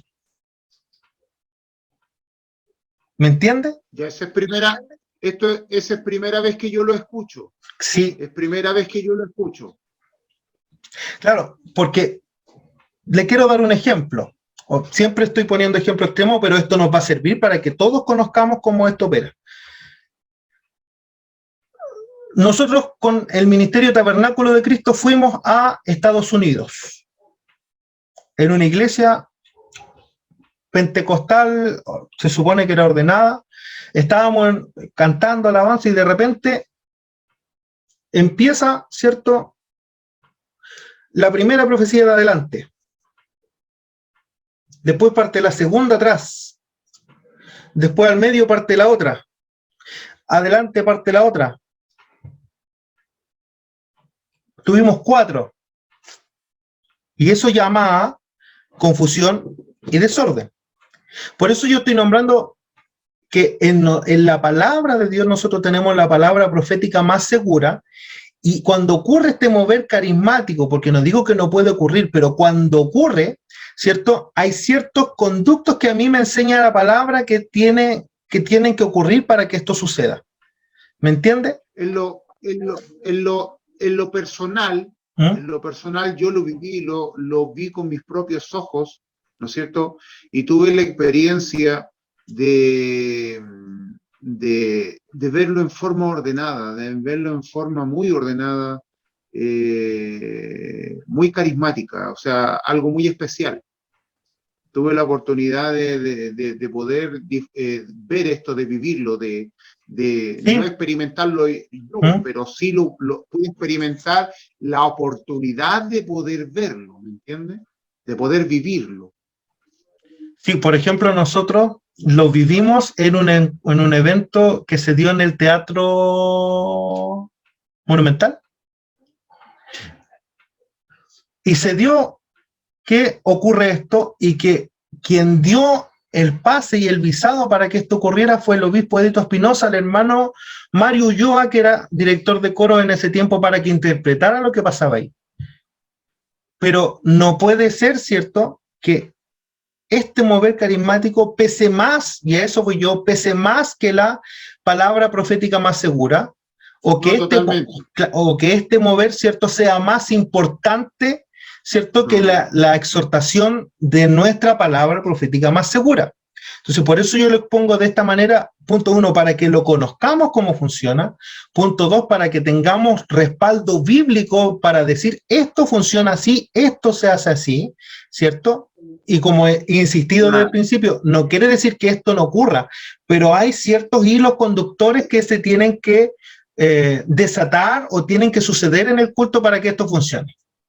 Claro, lo vivimos como un complemento, por decirlo de alguna manera para que se entienda. Es como el complemento. Claro, pero justamente como he dicho hace rato, esto no es una constante en la iglesia. Entonces, le quiero dar la oportunidad a mi pastor que tiene algo que decir. Sí, mire, este tema de los dones espirituales, carismáticos que se dan en la iglesia, ha traído desde siempre, ¿no es cierto?, diferentes interpretaciones, como bien decía el hermano Francisco, puesto que cada iglesia o cada mover le da mayor o menor importancia a este desarrollo. Voy a poner un ejemplo. En Estados Unidos, el mover carismático en algunas iglesias o grupos son muy importantes, tanto así que una pequeña porción de la palabra del Señor lo han tomado ellos como una muestra de quién es espiritual o quién no, manipulando serpientes, por ejemplo. Y usted puede leer cada cierto tiempo que un importante predicador o evangelista ha sido mordido por una cobra mortal mientras la manipulaba y estaba, qué sé yo, tomado por el espíritu, y finalmente ha caído muerto por el veneno de este animal que le ha mordido, tomando, ¿cierto?, aquel versículo de que podemos manipular serpientes mortíferas y no nos harán daño. Estamos hablando, ¿cierto?, hoy día de los dones espirituales, aquellos que han sido dados por el Señor para edificación del cuerpo de Cristo. Y lo que decía nuestro hermano Natanael, y lo dice el apóstol Pablo allí en 1 Corintios, en el capítulo número 14, él dice: yo quisiese que todos hablaseis en lenguas, pero más que profetizaseis, porque mayor es el que profetiza que el que habla en lenguas. Y cuando él habla de profetizar, está precisamente hablando de entregar la palabra del Señor, no de una nueva revelación, porque entendemos a través de las Escrituras que la revelación perfecta acerca de nuestra salvación y de todo lo inherente a nuestra vida espiritual ya ha sido dado en su totalidad y no requiere ninguna adición extraordinaria. De hecho, el propio apóstol Pablo dice: si yo mismo o un ángel del cielo viniese con alguna revelación distinta a lo que ya está escrito, no le creáis. No debemos de olvidar que hoy día hay diferentes movimientos, que puedo nombrar a uno, el G12, por ejemplo, que dice que el Señor ha dado una revelación para estos tiempos y torcidamente han puesto oído a esa revelación, creando, ¿cierto?, una secta que arrastra a verdaderos cristianos a un mover diferente. Con respecto a lo que nos señala y la duda que tenía nuestro hermano, dice a partir del versículo número 6, ahora pues, hermanos, si yo voy a vosotros hablando en lenguas, ¿qué os aprovechará si no os hablo con revelación o con ciencia o con profecía o con doctrina? Es decir, dice él, ciertamente las cosas inanimadas que producen sonido, como la flauta, la cítara, si no dieren distinción de voces, ¿cómo se sabrá lo que se toca con la flauta o con la cítara? Y si la trompeta diere sonido incierto, ¿quién se preparará para la batalla? Así también vosotros, si por la lengua no diereis palabra bien comprensible, ¿cómo se entenderá lo que decís? Porque hablaréis al aire. Es decir, toda manifestación de lenguas, ¿no es cierto?, son una hermosa vivencia espiritual, y como bien lo señala Pablo, el que habla en lenguas a sí mismo se edifica, porque está viviendo una experiencia carismática extraordinaria de llenura del Espíritu Santo. Pero como bien decía nuestro hermano Natanael, cuando hay 2, 3, 4, 5 o 10 personas hablando en lengua a alto volumen y no hay quien interprete, la iglesia no es edificada. La iglesia es edificada, ¿cierto?, por medio de la interpretación de la palabra de Dios, que es el alimento necesario para que todos nosotros crezcamos. Como lo dice el mismo y lo dice la Escritura, tenemos la palabra profética más segura, la Biblia, en la cual hacemos bien en estar atentos. Ahora, toda profecía y toda palabra de lengua, ¿cierto?, no debe añadir ni quitar a la revelación extraordinaria que hemos recibido de parte de Dios con respecto a nuestra salvación. Eso ya está dado. La Biblia está completa. Por lo tanto, ¿cierto?, cualquiera que diga, tengo una revelación nueva, tengo una palabra fresca, renovada, tengo un evangelio distinto, ¿cierto?, una cosa diferente a la cual debemos seguir, cuidado, atento, eso no es verdad. Dios ya se reveló. Y como bien decía él con respecto al ejemplo de nuestro hermano Ágabo, ¿cierto?, lo que recibió Pablo fue una advertencia acerca de las cosas que podían suceder. Y él fue advertido, ¿no es cierto?, de que iba a ser tomado preso y de que la iba a pasar mal. Dios, ¿no es cierto?, de alguna manera le advirtió, podemos leerlo más adelante, que efectivamente fue tomado preso y él tuvo palabras de defensa frente a Félix y frente a otros que le tomaron, ¿no es cierto?, lo que le llevó finalmente a defender su ministerio y a defender lo que él predicaba y había recibido. Hoy día el mover carismático se da en nuestra iglesia, amén, y es bienvenido y bien recibido, pero como bien decía nuestro hermano, y lo señala la propia Escritura, debe hacerse todo en orden, amén, y respetando lo que el Señor ha establecido. Si la palabra profética está entregada, esa es la palabra mayor. Así lo señala la Escritura. Si hay un mensaje personal de edificación para algún hermano, se entregará de manera personal, de manera ordenada, educada en cuanto a lo espiritual, y gloria a Dios por ello. Pero a veces nos encontramos, ¿no es cierto?, y con esto termino, porque nosotros lo vivimos, de personas que se mueven de iglesia en iglesia, que usted ni siquiera conoce. Golpean su puerta y le dicen, me mandó el Señor a entregar un mensaje.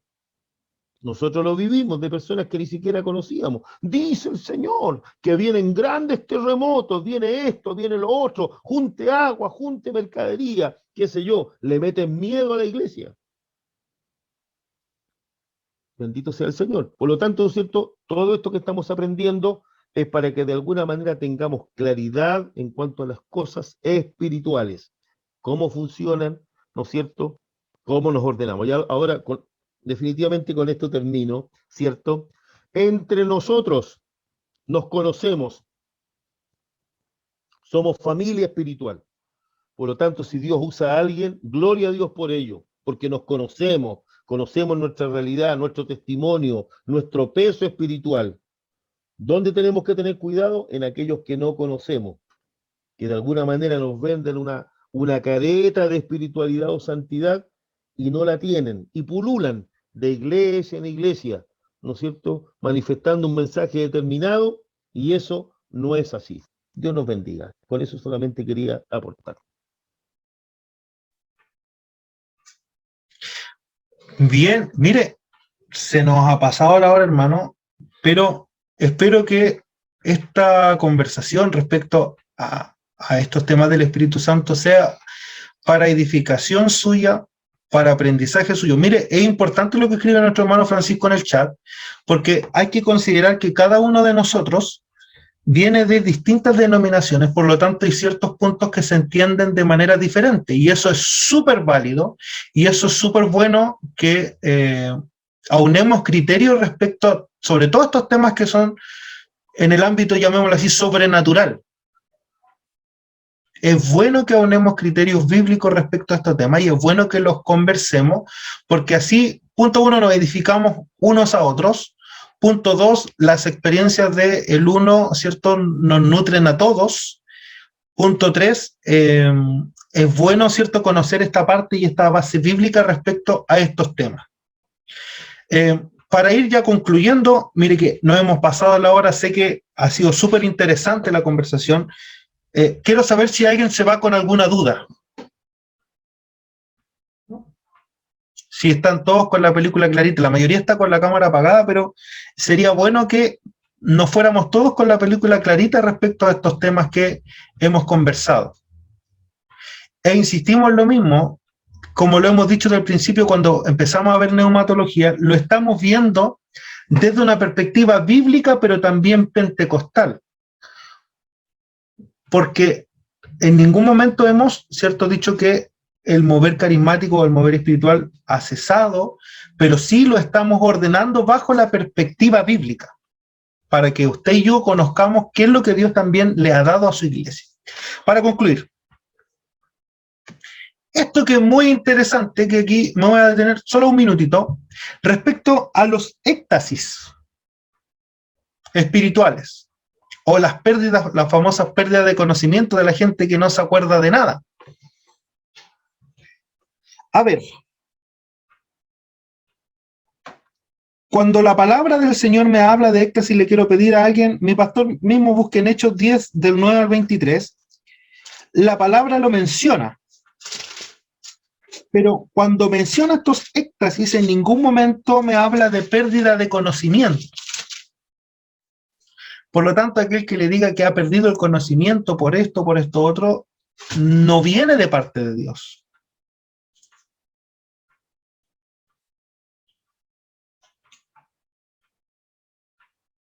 Llame, pastor, lea ese texto. Dice, al día siguiente, mientras ellos iban por el camino y se acercaban a la ciudad, Pedro subió a la azotea para orar cerca de la hora sexta. Y tuvo gran hambre y quiso comer, pero mientras le preparaban algo, le sobrevino un éxtasis. Y vio el cielo abierto y que descendía algo semejante a un gran lienzo, que atado de las 4 puntas era bajado a la tierra, en el cual había de todos los cuadrúpedos terrestres y reptiles y aves del cielo, y le vino una voz: levántate, Pedro, mata y come. Entonces Pedro dijo: Señor, no, porque ninguna cosa común o inmunda he comido jamás. Volvió la voz la segunda vez: lo que Dios limpió no lo llames tú común. Esto se hizo 3 veces, y aquel lienzo volvió a ser recogido en el cielo. Y mientras Pedro estaba perplejo dentro de sí sobre lo que significaría la visión que había visto, he aquí los hombres que habían sido enviados por Cornelio, los cuales, preguntando por la casa de Simón, llegaron a la puerta. ¿Hasta qué texto leyó? ¿23? Y llamando preguntaron si moraban allí un Simón que tenía por sobrenombre Pedro. Y mientras Pedro pensaba en la visión, le dijo el Espíritu: he aquí 3 hombres te buscan. Levántate pues y desciende, y no dudes de ir con ellos, porque yo los he enviado. Entonces Pedro, descendiendo a donde estaban los hombres que fueron enviados por Cornelio, les dijo: he aquí yo soy el que buscáis. ¿Cuál es la causa por la que habéis venido? Ellos dijeron: Cornelio, el centurión, varón justo y temeroso de Dios, y que tiene buen testimonio en toda la nación de los judíos, ha recibido instrucciones de un santo ángel de hacerte venir a su casa para oír tus palabras. Entonces, haciéndole sentar, los hospedó, y al día siguiente, levantándose, se fue con ellos, y le acompañaron algunos de los hermanos de Jope.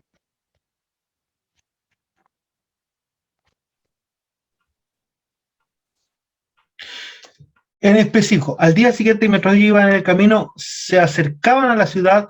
Pedro subió a la azotea a orar, como a la hora sexta tuvo hambre y deseaba de comer. Mientras le preparaban algo de comer, le sobrevino un éxtasis, y vio el cielo abierto y un objeto semejante a un lienzo que descendía bajado a la tierra por las 4 puntas, y había en él toda clase de cuadrúpedos, reptiles de la tierra y aves del cielo, y oyó una voz que le dijo: levántate, Pedro, mata y come. Cuando Pedro tiene esa revelación respecto a lo que Dios le quería decir, en ese momento dice la Biblia que le sobrevino un éxtasis, pero no dice que perdió conocimiento, entró en trance. ¿Qué quiero enseñar con esto? Cuando la Biblia habla de éxtasis, está hablando de esto, de esto carnal, ¿cierto? Que sube al nivel espiritual, en el que Dios, ¿cierto?, le entrega algo al hombre, pero jamás pierde el conocimiento, jamás pierde la razón, porque el mismo apóstol Pablo enseña de que tenemos que tener un culto racional, ¿cierto? Y cuando habla de racionalismo, habla de la razón, habla del conocimiento. ¿Me entiende? Uno jamás pierde, ¿cierto?, el conocimiento, pero sí, ¿cierto?, nos elevamos, ¿cierto?, llamémoslo de esa manera, a este nivel espiritual. Y ahí puse ejemplos, ¿cierto?, algunos textos bíblicos que hablan de esto que estamos mencionando ahora. Respecto a esto, las danzas. Mire, bíblicamente, las danzas eran expresiones de gozo dentro de un culto, ¿cierto? Culturalmente, ¿cierto?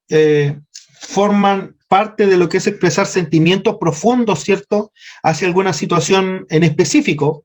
Y en la Escritura vemos distintas expresiones de adoración que son expresadas con las danzas. Ahora, en ninguno de los ejemplos bíblicos, y aquí ya con esto estamos concluyendo, en ninguno de los ejemplos bíblicos vemos a personas que pierdan el conocimiento danzando.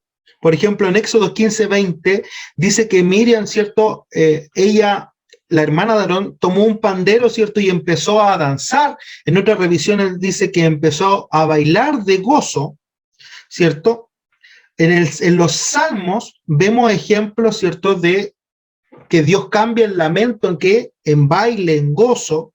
En 2 de Samuel 6:16 vemos donde David saltaba y danzaba delante del Señor, pero no pierde conocimiento ni se va, ¿cierto?, en algún trance.